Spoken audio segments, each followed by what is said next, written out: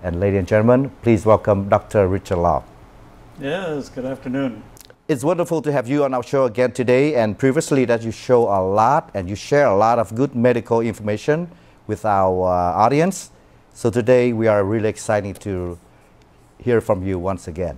Yes. For several weeks that we have hearing a lot about the Ebola outbreak in West Africa, and it's many deaths. It probably over 1,000 deaths already, isn't it? That's correct. Okay. And can you update for us a little of what's being done to stop the spread of this deadly virus? Well, there is no medication or preventative cure for Ebola. In fact, it's not even known at this time what the vector is, that is, where Ebola comes from, what animal or plant or soil material or whatever it is carrying Ebola. It's thought bats and monkeys may be responsible for Ebola virus, but there is no cure at the present time. So the only treatment really is quarantine. And as you've probably seen in the news, entire countries are closing their borders, particularly West Africa, to prevent the spread of Ebola. Okay, now if you think someone might have come into contact with this disease, can you tell us some about the first sign of the symptoms that we might see in Ebola infected patient? Well, it's like a fever symptoms, achy muscles, joints, fever, vomiting, diarrhea, which become, all of that came at once. More and more severe. Okay. Dehydration is a major problem as well with Ebola. So what is make this disease so dangerous that it have killed so many people? Ebola doesn't really care or isn't very particular about the kind of host cell it attaches to. And so it will be able to reproduce via many different kinds of cells in the body. That is, it attacks very many different tissue types. And that is one of the reasons Ebola is so dangerous. That is, it is so efficient at reproducing. The other problem with Ebola is that it, in part, shuts down the host immune system. It tricks the immune system into not reacting to the presence of the Ebola virus. And so the virus then spreads with little or no opposition by the host immune system. Okay, now when the patient got infected with this virus, now can you see it visualize that it's appear on their skin all over the body? Well, not so much on the skin, but hemorrhaging. Okay. So bleeding from non-stop nose. Bleeding is so hard to stop the bleed. Because the patient is hemorrhaging internally because of the disruption of tissue cells, and that leads to hemorrhaging. Okay. And that becomes profuse. Dehydration is also a problem. The patient can't keep down fluids, and so the best thing one can do for Ebola patients is intravenous injection of replacement fluids. But that's very little and hardly effective. So the kill rate of Ebola is anywhere from 60 to 90%. That is, the chances are if you get Ebola, you're going to pass away. Wow, you're going to die if you got infected. My worst nightmare, in fact, is airborne Ebola. Okay. Airborne Ebola. Now, if you get into a room with some patient, now you can get it too. Yes, you breathe in the same air. The patient, everyone who breathes in and out, breathes out moisture. Okay. And in that moisture will be the virus from an Ebola patient. So if you're in the same room with an Ebola patient, there is the possibility that you would get Ebola, as has been found in the medical people in Africa trying to treat Ebola patients. Many of them have died already. Now, how long is that virus live out in the air when that patient spread it out? Through when like they sneeze or they, through their fluid? viruses don't live very long if they're not allowed to reproduce. On average, a day and a half to maybe 3 days. Wow, a day and a half, that's a long time for virus to live out in the air. Well, it is a fairly persistent virus, yes. Right. But after that, then the virus will die out of its own accord. But Wow. that's if it's not allowed to reproduce. Well, I'm getting sweat when I'm listen to your explanation on the viruses. It's so scary right now. This is a deadly virus. It is, yes. it is. Okay, that was scary. I was getting scared now. So whenever that you see the patient with that virus, you gotta get away, run away from him. Unless you are a doctor or a nurse.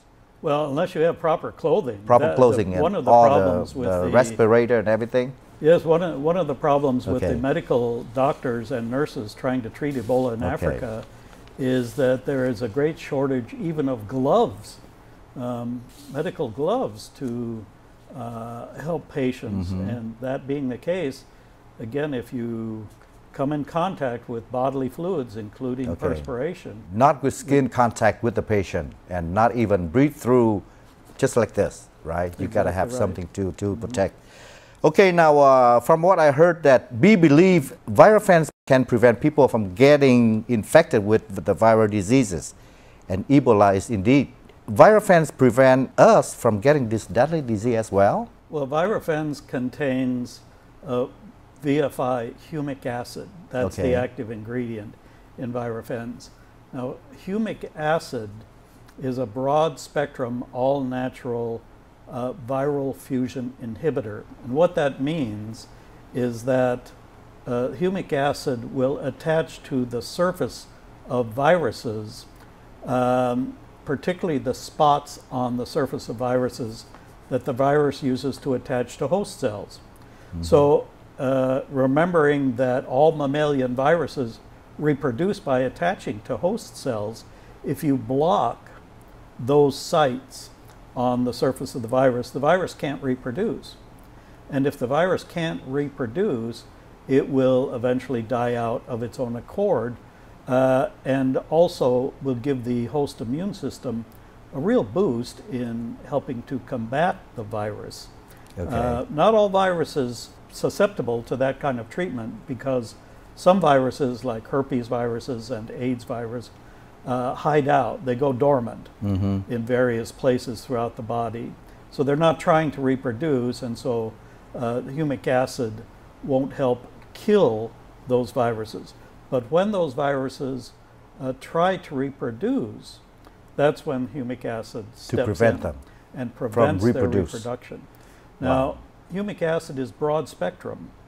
That is, it works against many types of viruses, mammalian viruses. Okay. And Ebola is one of those.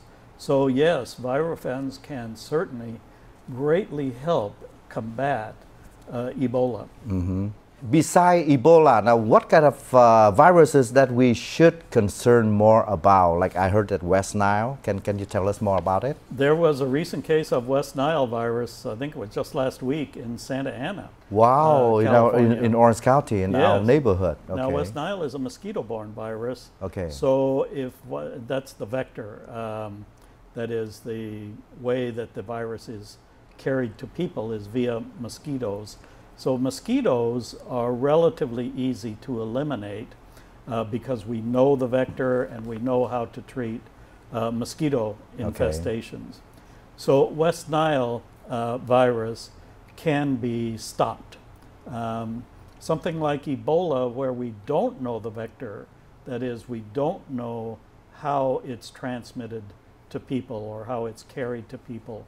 Now, a lot of people in our audience have questioned that what doses that Virafenz that they should be taking, and what are the recommended doses to preventive and curative use of Virafenz for this and other viral disease. Well, for prophylactic purposes, that is to prevent getting sick in the first place, Okay. I recommend 1 tablet in the morning, 1 tablet in the evening. Each tablet from Virafenz is 250 milligrams VFI humic acid. So that will help prevent colds, flu, common illnesses. For herpes sufferers, particularly herpes simplex type 2, where people have genital herpes outbreaks, if depending on the severity and the frequency of occurrence of the outbreaks, one tablet 3 times a day might be warranted for herpes sufferers. In the case of therapeutic use, that is, if you are already sick, 2 tablets 3 times a day. For example, if you were to feel flu-y in the afternoon, you felt like a cold or the flu was coming on, it usually happens in the afternoon. Even a regular cold that yes. you can take it, no problem. Absolutely, because the cold has not only bacterial component, right. but also viral component, rhinovirus, coronavirus. Okay. So in that case, as soon as you start to feel sick, 2 tablets right away, and then 2 tablets. Oh, you can feel it right away after you took those. 2 to 3 hours. But the next day, you will be sick. But again, 2 tablets 3 times for that day. The day after, you're 100% better. You feel almost symptom-free. Back to normal. You still take 2 tablets 3 times a day. The day after, you're 100% better. For the flu, you're certainly free of the flu. What we found was that an individual could take 320 tablets a day and still be safe. So many people in our audience often that travel to Asia, probably Vietnam, and when the virus H1N1 or bird flu or swine flu have been found over the last couple of years. Now, would our audience benefit from taking this kind of drug to help protect them from this disease?